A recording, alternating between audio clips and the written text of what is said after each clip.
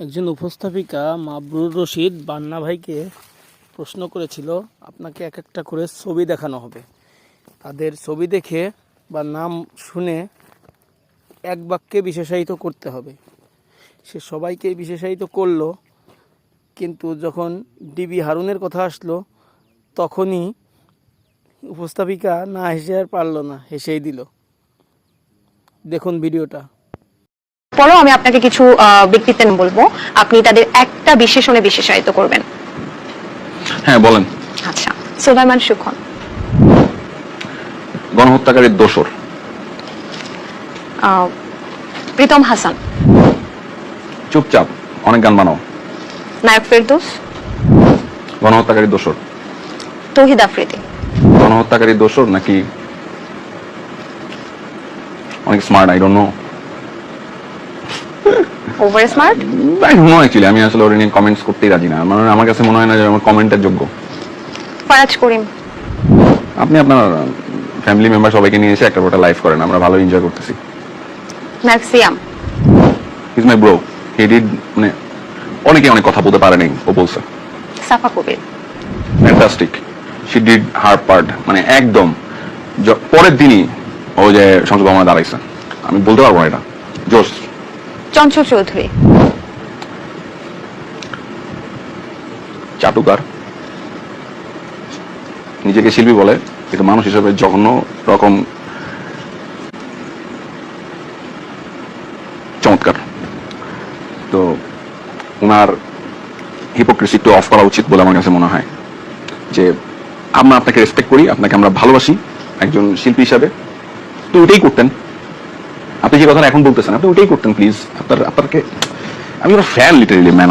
আমি আসলে বুঝতে পারবো না এই কথাটা, উত্তরটা অনেক বড় হইতেছে। আমি আসলে ওনার ফ্যান, কিন্তু থাকতে পারলাম না কোনোভাবে ফ্যান। আমাকে ওনাকে নিয়ে লিখতে হইলো, আমাকে ওনাকে নিয়ে বলতে হইলো। কেউ ভুলের উঠবে না, উনিও ভুলে উঠবেন, আমিও না, এটা আমি জানি। কিন্তু উনি আবারও কেন শিল্পী সত্তা টেনে নিয়ে আসলেন? উনি 171 জন যে বিশিষ্ট নাগরিক ডক্টর মুহাম্মদ ইউনূসের এগেইনস্টে স্টেটমেন্ট দিয়েছিলেন, তার মধ্যে ওনার নাম আছে। উনি তো তখন প্রতিবাদ করেন নাই, না আমি এটার মধ্যে ঢুকতে চাই না, আমি তো শিল্পী। উনি এটা বলতে পারতেন। আই ডোন্ট নো, মানে আরো অনেক কিছু মানে আছে। আমি অনেক কিছু বলতে পারি, দর্শক জানে আসলে। Doctor Mohammad Yunus. We love you sir, just please আমাদের সেভিয়ার হন। আল্লাহর তরফ থেকে হয়তো আপনি আসছেন আমাদেরকে সেভ করার জন্য। জানি না সময় বলে দিবে, কিন্তু আপনি ফেল করলে অনেক বড় একটা ধাক্কা খাবো। আপনার ফেল করা যাবে না। সাবেক প্রধানমন্ত্রী। গণহত্যাকারী। সাবেক বিচারপতি মানিক। জোগার। মাশরাফি বিন মুর্তজা। একটা সময় অনেক ভালোবাসতাম, ক্যাপ্টেন বাংলাদেশ ছিল তো। চুপ ছিলেন উনি, অবৈধ নির্বাচনে অংশগ্রহণ করছেন পরপর 2 বার এবং 2 বার এমপি হয়েছেন। গণহত্যাকারী দোষর।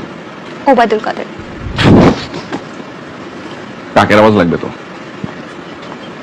পিছনে কয়েকটা কাকের আওয়াজ দিয়ে দিন তো। কাউয়া। গণহত্যাকারী দোষর। Junaid Palak. Oh my god, is so good in মিথ্যা কথা দিয়ে কেমনে কইতে হয় ভাই, unbelievable. He is so bullshit. মানে গণহত্যাকারী দোষর তো বটেই। মানে উনি বা ওনার লোকজন ইন্টারনেট নিভাই দিয়া, বা এটাকে বলা হচ্ছে ইন্টারনেট অফ করে দিয়ে গণহত্যা চালাইছে। আপনি বুঝতে পারতেছেন? Salman Muktadir. Respect, respect, respect. Salman F Rahman.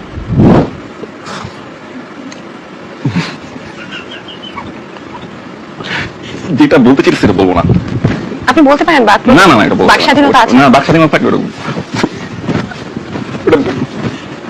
অনেকগুলো ট্যুর দিতে চাইছি, ট্যুর দিয়ে দিন তো। ব্যাক না, ট্যুর দিয়ে দিন অনেকগুলো। সর্বশেষ ডিবি হারুন। টুনটুনি।